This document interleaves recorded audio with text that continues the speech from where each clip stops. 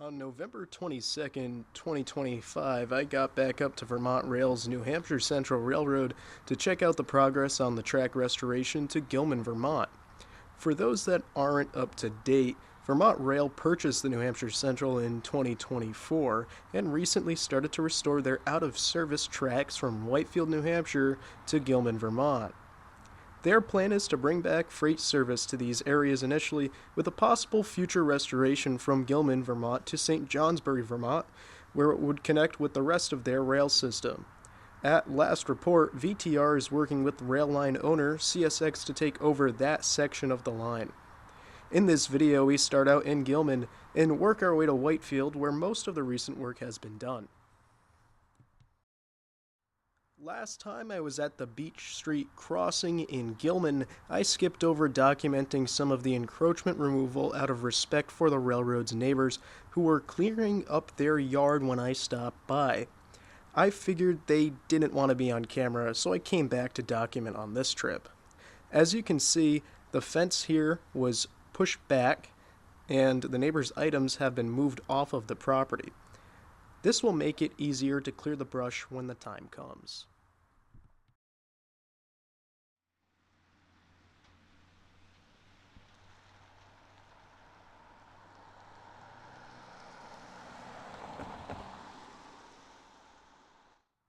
Moving down the line, we stopped at a location called Scots Junction in Dalton, New Hampshire. I previously overlooked this spot, so I went to check it out this time. Here we see the brush cutting that was done, and we also see the bridge over the Johns River.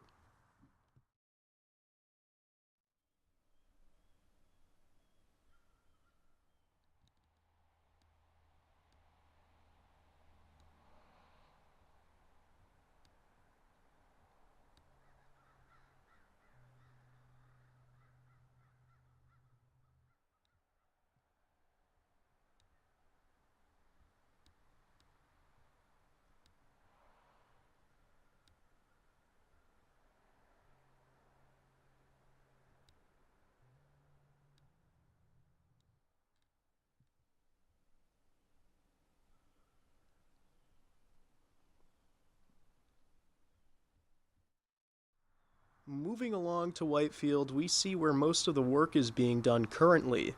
The ties we saw last time have been installed. Ballast was also dropped down along with the ties.